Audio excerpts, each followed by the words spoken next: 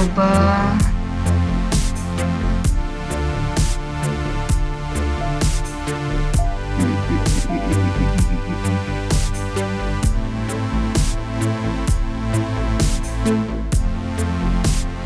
Oke, kita mulai dari materi tentang rangkaian arus searah.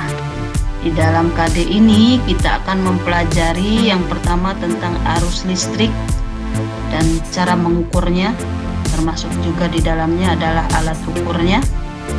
Kemudian hukum Ohm, lalu arus listrik dalam rangkaian tertutup, dilanjutkan dengan hambatan sepotong kawat, rangkaian hambatan, hukum Kirchhoff. Ini ada dua ya, 1 dan 2, energi dan daya listrik. Hari ini kita bahas sampai ke hukum 1 Kirchhoff, hukum 2 dan energi dan daya listrik pertemuan selanjutnya. Kita mulai dari arus listrik.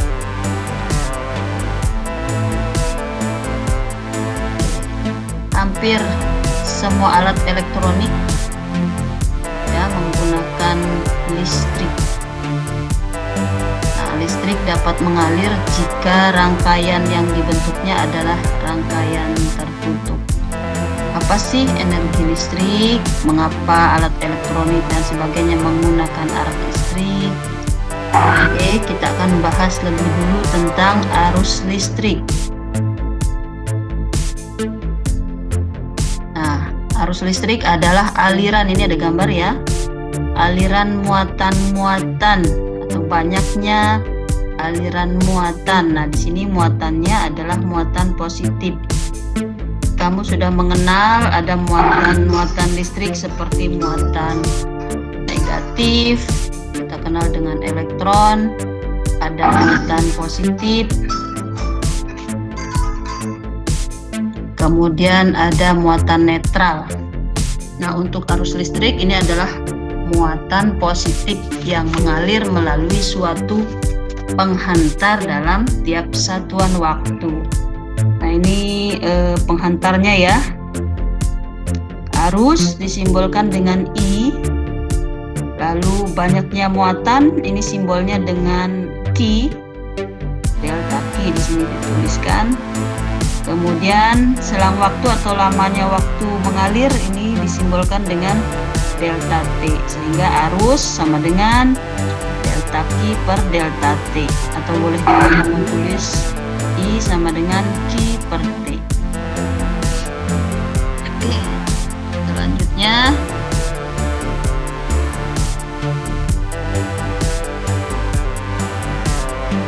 arus listrik bisa didefinisikan sebagai jumlah rata-rata muatan ion positif per satuan waktu. Ya, rumusnya I sama dengan Q per T.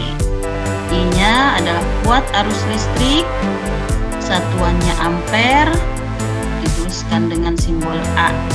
Ya, untuk kuat arusnya simbolnya I, satuannya ampere, simbolnya simbol satuan ya A. Lalu jumlah rata-rata muatan ion positif, simbolnya delta Q, satuannya coulomb. Selang waktu atau lamanya waktu, satuannya sekon, simbolnya delta T. Ini tambahan ya, 1 miliampere sama dengan 10 pangkat min 3 ampere. 1 mikroampere sama dengan 10 pangkat min 6 ampere. Ini konversi satuan ya. Nah, sekarang kita membahas alat ukur listrik. Alat ukur listrik kita sebut dengan ampermeter. Ya, besarnya kuat arus bisa kita baca dengan menggunakan ampermeter. Ini gambarnya, Ibu zoom dulu. Nah, ini cara membacanya. Ini rangkaiannya ya. Misalnya kita mau mengukur kuat arus yang melalui lampu ini. Kemudian ini ampermeternya. Ini sumbernya, sumber listriknya ya, sumber arus. Oke.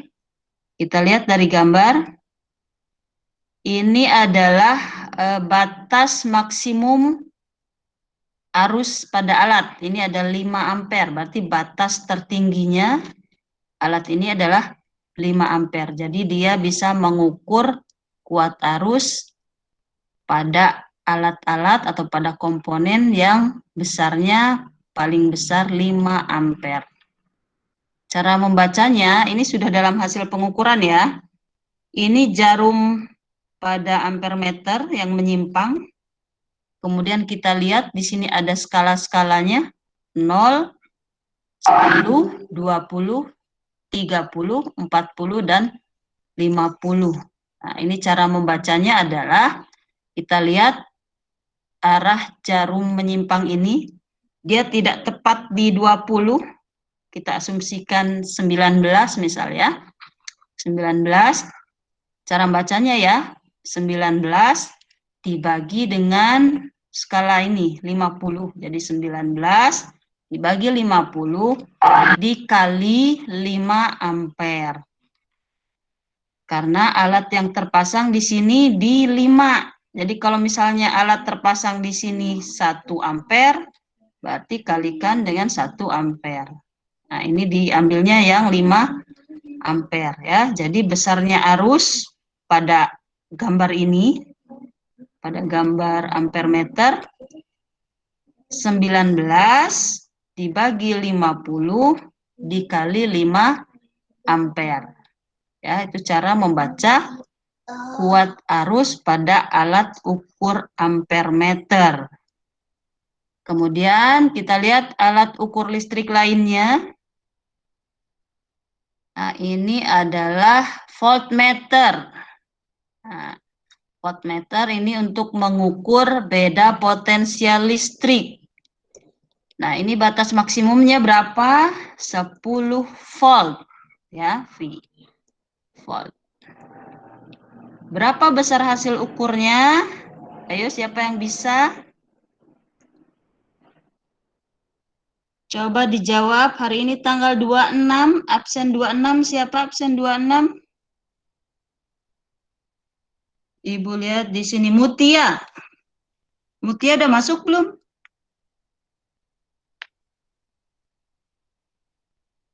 Halo?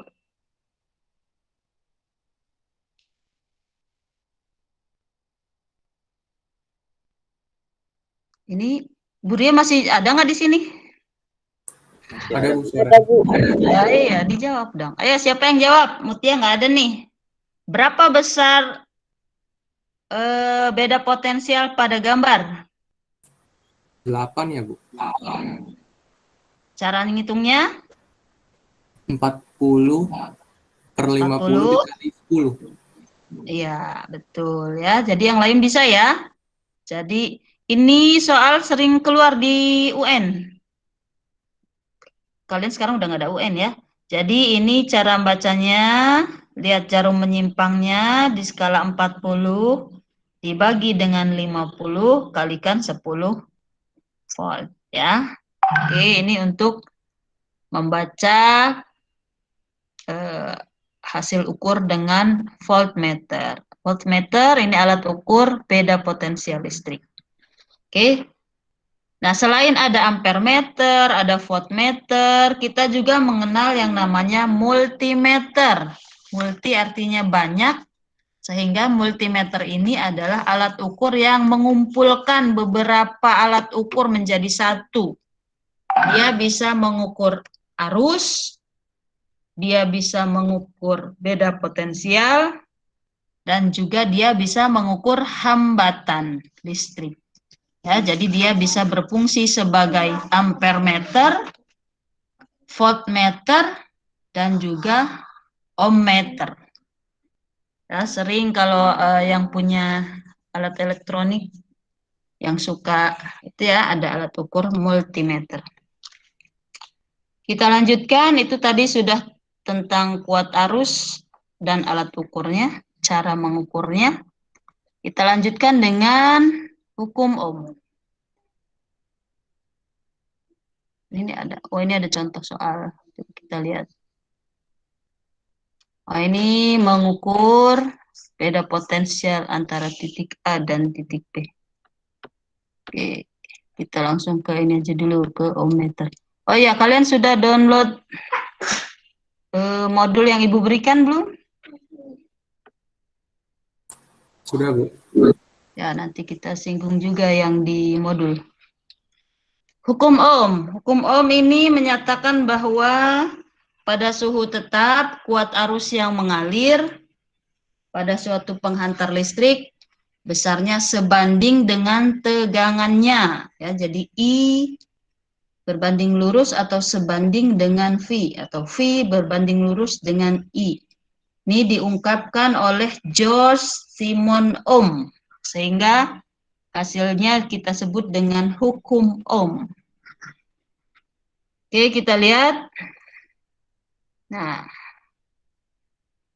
ini grafiknya ya.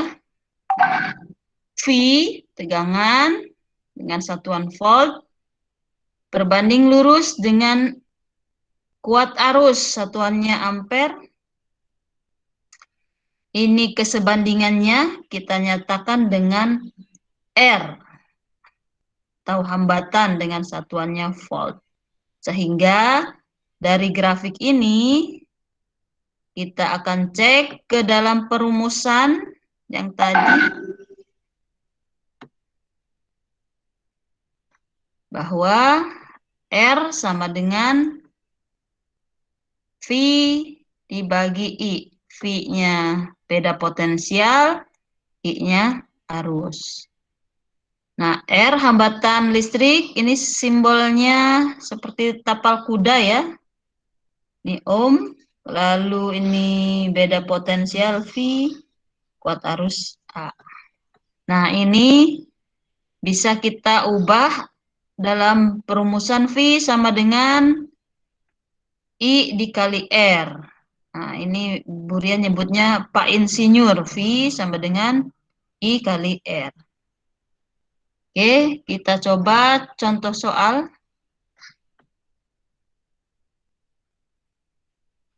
Oke, ini ya. Jika ujung-ujung sebuah penghantar yang hambatannya 5 ohm diberi beda potensial 1,5 volt, maka berapakah kuat arus listrik yang mengalir? R-nya 5 ohm, V-nya 1,5 volt. Ditanya I sama dengan V dibagi R, 1,5 bagi 5, hasilnya 0,3 ampere. Oke, ini masih contoh soal yang sederhana ya. Lalu kita akan masuk ke hambatan lainnya. Ya, nih. Besarnya hambatan dipengaruhi oleh yang pertama, ini ada rho, hambatan jenis kawat atau massa jenis kawat. Kemudian L, ini panjang kawat. Lalu A, luas penampang kawat. Ya, ini adalah faktor-faktor yang mempengaruhi besarnya hambatan ya. Jadi dari rumus ini bisa kita buat dalam soal teori.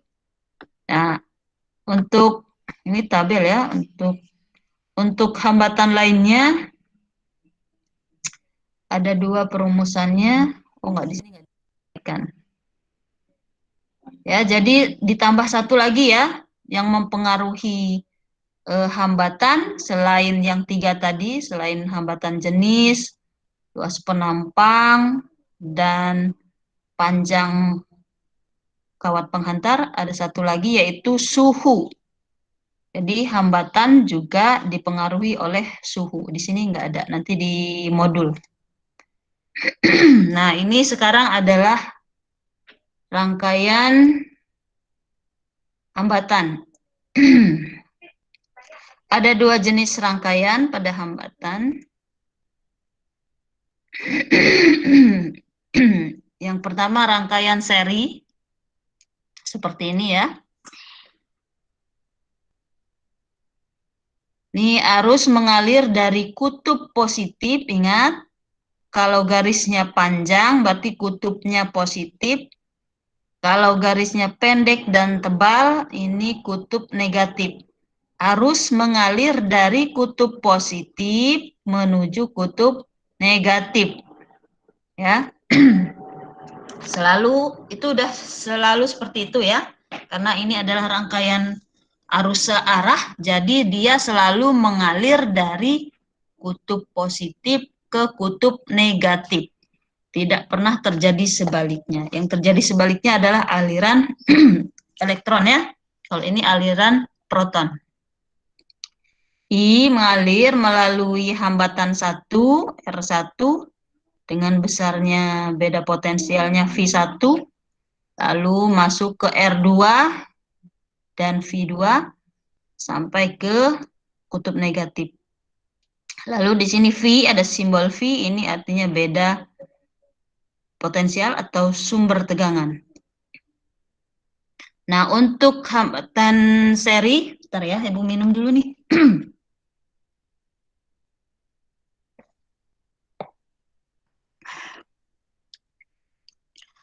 Ciri hambatan seri adalah arus yang mengalir melalui hambatan R1 dan hambatan R2 besarnya sama. Sehingga I sama dengan I1 sama dengan I2. Kemudian besarnya hambatan total adalah jumlah dari seluruh hambatan yang ada. Nah, ini ada 2, berarti R total sama dengan R1 ditambah R2. Nah, untuk R total susunan seri kita sebut saja RS. Kemudian besarnya V untuk susunan seri ini adalah V1 sama dengan V1 sama dengan V sama dengan V1 ditambah V2. Ya. Jadi itu tadi ciri hambatan, ciri rangkaian hambatan seri. Nah, selanjutnya ada hambatan paralel. Disusunnya secara mana nih sambungannya?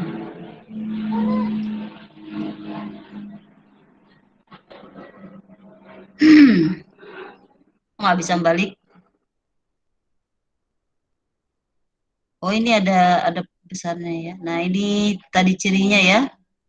Besar hambatan pengganti RS sama dengan R1 ditambah R2 ditambah R3 dan seterusnya sebanyak hambatan yang ada.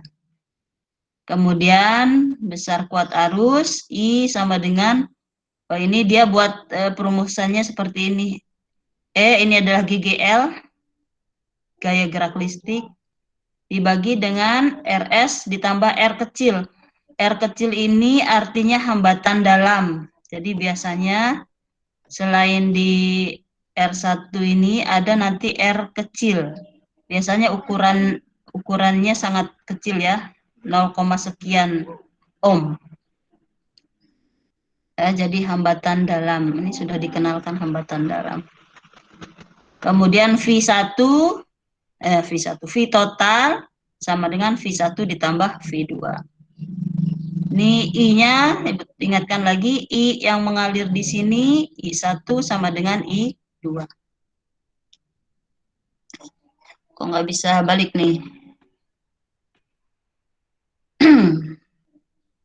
Ini dia. Ini yang disusun secara paralel atas bawah. Kalau seperti ini jelas nggak penampakannya? Harus di zoom. Jelas.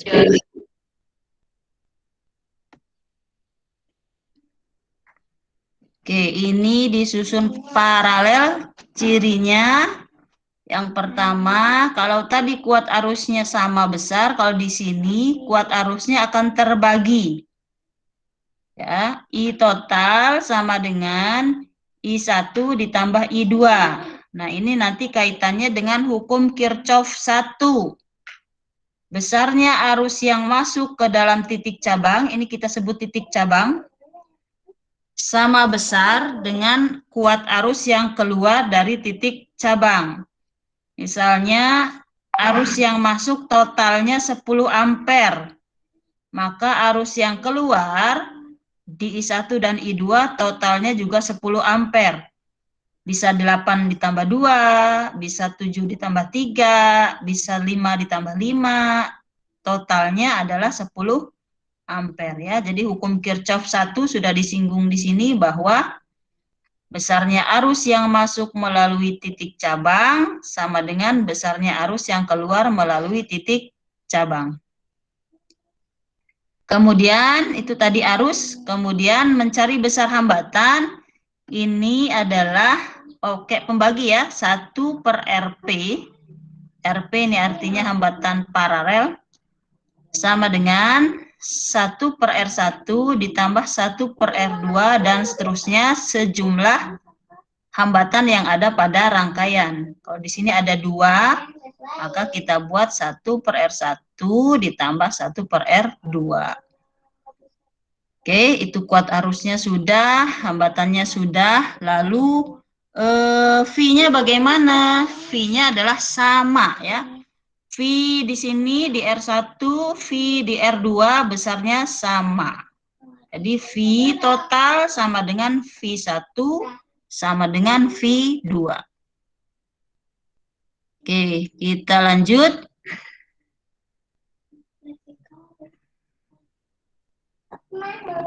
Ini Wheatstone. Ini hukum Kirchhoff. Nah, oke, ini hukum Kirchhoff.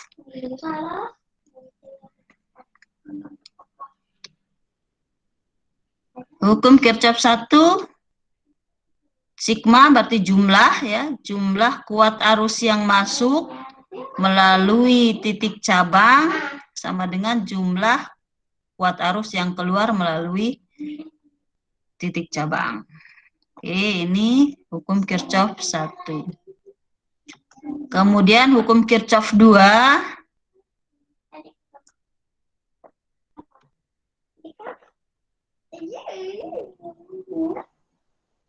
Nah, ini rumusnya.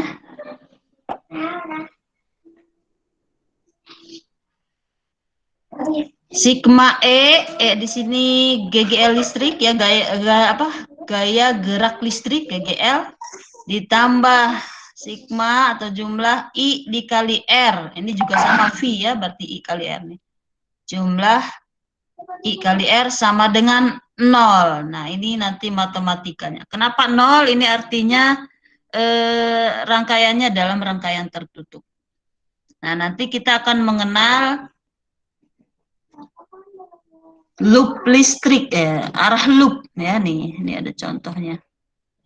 Ini simbolnya tadi I sama dengan kuat arus listrik, lalu R-nya hambatan, E-nya gaya gerak listrik. Ini satuannya dalam volt juga sama ya. Ini contoh soal. Nah, ini disusun seri. Kalau kita lihat dari R-nya ya. Susun seri. Kemudian untuk melihat GGL-nya, epsilon-nya, kamu lihat dari arah loop-nya. Nah, kita lihat dari sini, ini arahnya dari sini ya. Begini. Ketika E1 ketemu pertama kali adalah kutub positif yang panjang. Jalan dari sini ketemu, berarti positif E1, jalan lagi, ini positif E berapa ini? E3 ya, positif E3, jalan lagi, ini yang kecil. Yang kecil ini berarti E2. Coba digedein dulu dikit. Nah, ya. Untuk mempelajari yang ini rumus Kirchhoff 2 ya.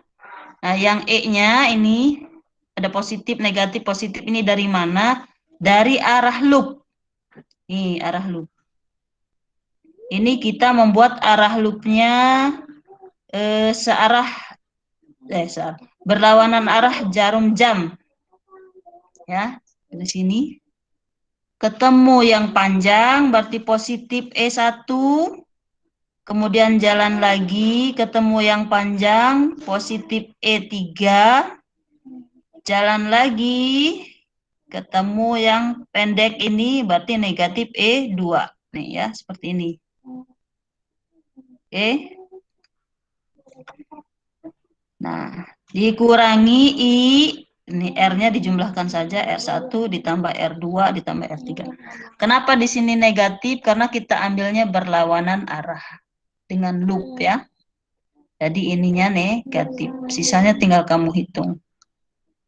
Kalau misalnya nanti di sini ada R kecil, R dalam, nanti tinggal tambahkan lagi di sini, ditambah R kecil 1, R kecil 2, R kecil 3. Oke, sisanya perhitungan secara matematis. Teknisnya yang pertama, kamu buat rangkaian dulu, lalu kamu buat arah loopnya, mau berlawanan atau mau searah jarum jam. Kemudian setelah kamu menentukan arah loop, kamu tentukan positif negatif dari GGL. Lalu masukkan rumus I kali R-nya. R-nya dijumlahkan dari R yang ada pada rangkaian. Sisanya tinggal kamu hitung secara matematis. Sampai sini ada pertanyaan? Halo? Nah, ini nanti pertemuan selanjutnya. Ibu akan coba buka dari modul kita.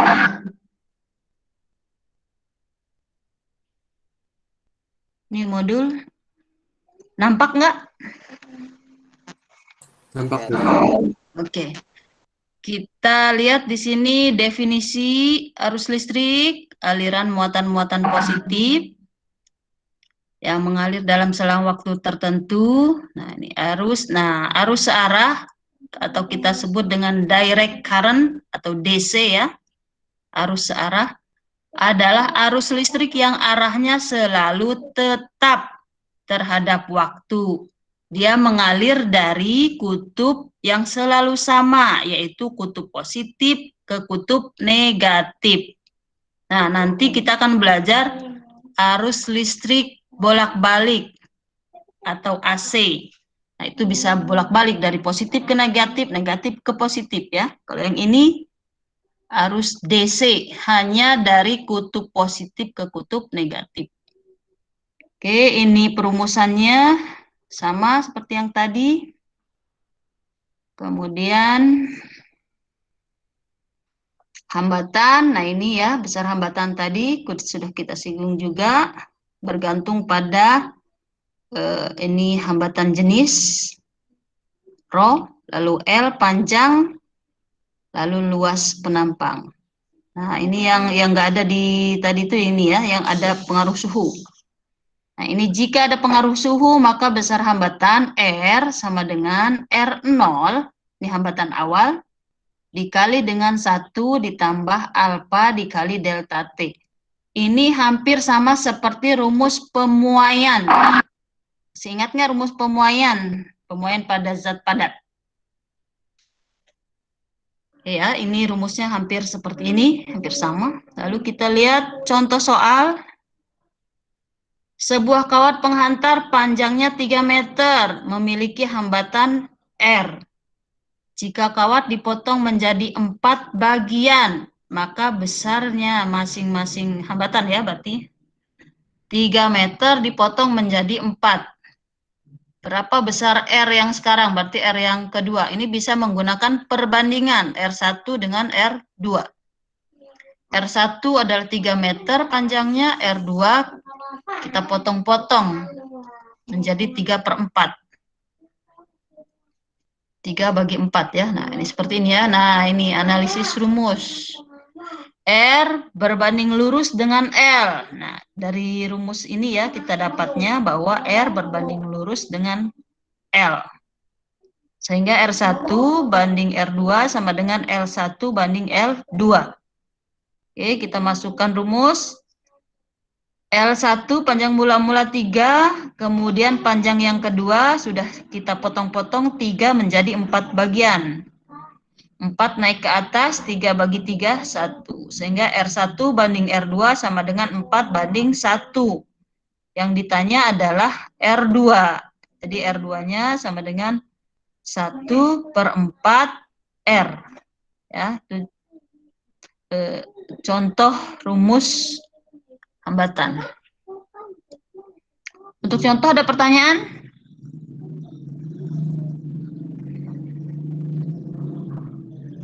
Oke, nggak ada ya.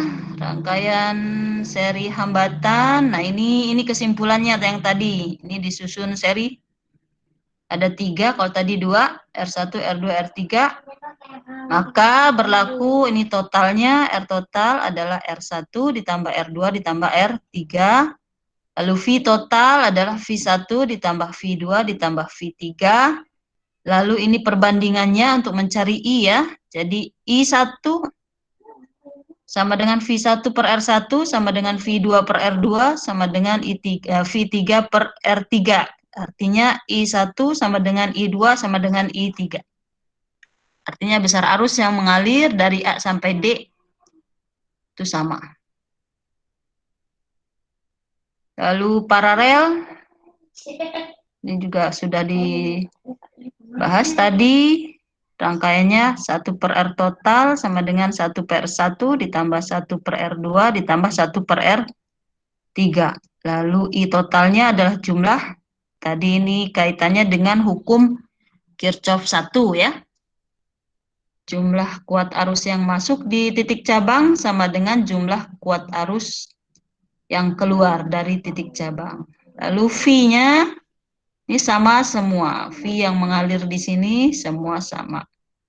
VAB sama dengan VCD. Ini A, B, C, D, E, F. V-nya semua sama seperti V yang di sini. V total. Itu untuk hambatan rangkaian paralel. Jembatan Wheatstone, hukum Kirchhoff 1. Nah ini titik percabangan.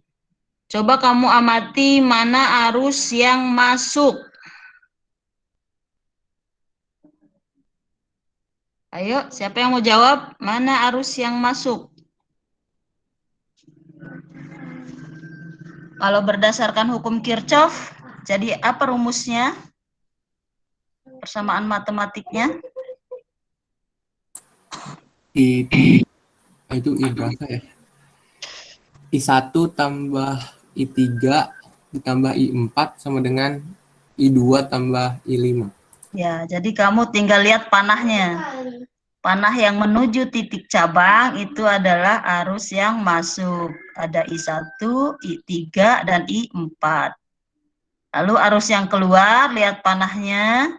Ada I2 dan I5. Ya. Jadi betul jawaban Adam tadi. I1 ditambah I3 ditambah I4 sama dengan I2 ditambah I5. Hukum Kirchhoff 1. Nah, ini ada. Lalu hukum Kirchhoff 2. Nah, ini dibuat terputus ya. Kalau dibuat sambung tinggal tarik garis ke sini ditambahkan dengan V, sumber tegangannya. Oke. Dia membuat loopnya ini searah jarum jam ya, searah jarum jam. Sehingga kalau kita buat R-nya tinggal dijumlahkan saja, bertanda positif ini, bertanda positif. Lalu E-nya kita jalan dari A ke sini, ketemu positif E1, jalan lagi ketemu negatif E2, sehingga menjadi positif E1 dikurangi E2.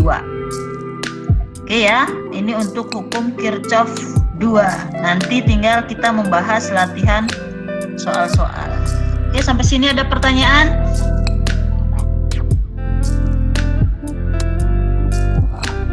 Halo?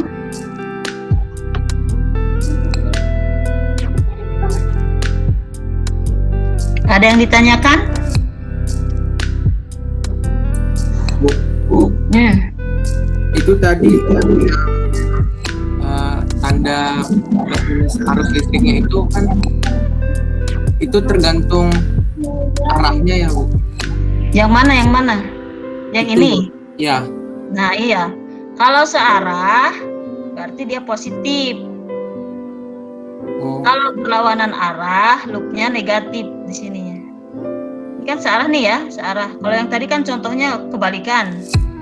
Jadi ininya negatif. Mana tadi ya contoh yang tadi? Coba Ibu lihat.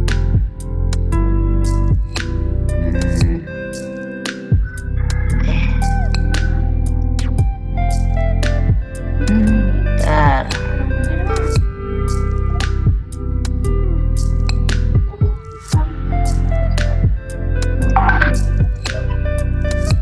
Nah nih,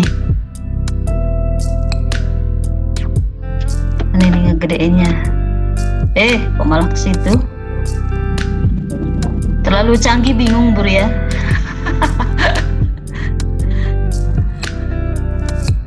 Mau di zoom maksudnya ini. Nah, yang ini kan berlawanan jarum jam ya, sehingga yang di sini jadi negatif. Sementara yang ini, yang di modulmu ini searah jarum jam, sehingga di sini jadi positif. Kursor Burnya kelihatan nggak ya? kelihatan. Nah, jadi di sini ya, ini tergantung arah loopnya. Ini searah jarum jam berarti positif. Oke? Oh jadi Ibu, jadi cuman yang itu doang gitu, yang positif negatifnya gitu. Ya, yang ini enggak, positif negatif yang ini tergantung arah loop. Iya. Nah, tergantung arah loop. Arah loop itu arah putaran. Loop itu putaran. Kita muternya dari mana nih? Kalau dari A ke B ini ya, searah jarum jam. Kalau dari B ke A, maka di sini menjadi negatif. Oh, iya paham. Ya. Nah, kalau yang ini positif negatif di GGL ini tergantung ketemunya pertama kali apa. Nah, misalnya kita jalan dari A nih. A ketemu R1, ketemu lebih dulu garis yang panjang ini kutub positif. Jadi ini bertanda positif di E1. Jalan lagi ketemu R2, lalu ketemu E2. E2 di sini ternyata kutub negatif lebih dulu. Yang kecil, yang pendek. Sehingga di sini bertanda negatif E2. Jalan lagi R3 sampailah di B. Paham ya? Paham Bu. Ya, jadi hati-hati menentukan positif negatif pada GGL, ini tergantung perjalanannya. Ya. Lalu yang di sini positif negatifnya tergantung pada arah loopnya. Oke, baik. Bagus pertanyaannya. Ada lagi yang ditanyakan?